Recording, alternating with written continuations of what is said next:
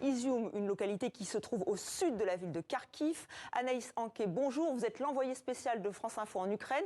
Vous vous êtes rendu à Balaklia, première ville libérée par la contre-offensive. Là, vous revenez du nord-est du pays. Vous êtes là aussi allé tout près de la frontière avec la Russie.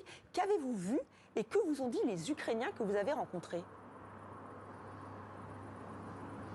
Oui, tout d'abord, on a réussi à se rendre à Balaklia quelques jours après sa libération. Et sur la route, on a découvert de nombreux tanks, des chars, des véhicules militaires russes éventrés. On a aussi vu de nombreuses munitions abandonnées sur place par les soldats russes qui ont également laissé de nombreuses armes dans ces territoires libérés. On s'est aussi rendu, vous l'avez dit, hier à moins de 2 kilomètres de la frontière russe. Et là encore, on a vu de nombreux véhicules détruits, mais aussi des tranchées abandonnées par les soldats russes. Ce sont des villages difficiles d'accès, car malgré la rapidité de leur fuite, les soldats russes ont pris le temps de poser des mines sur les routes, notamment des mines anti-chars, ce qui complique le travail des ONG. Difficile pour les bénévoles d'accéder à ces villages qui se retrouvent isolés, coupés du monde. Là-bas, il n'y a plus de magasins, plus d'électricité, plus d'eau.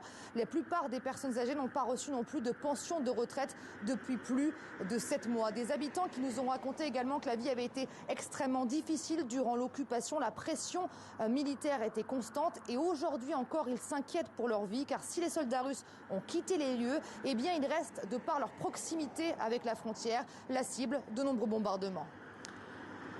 Anaïs Anquet en direct de Kharkiv avec derrière la caméra Bruno Giraudon.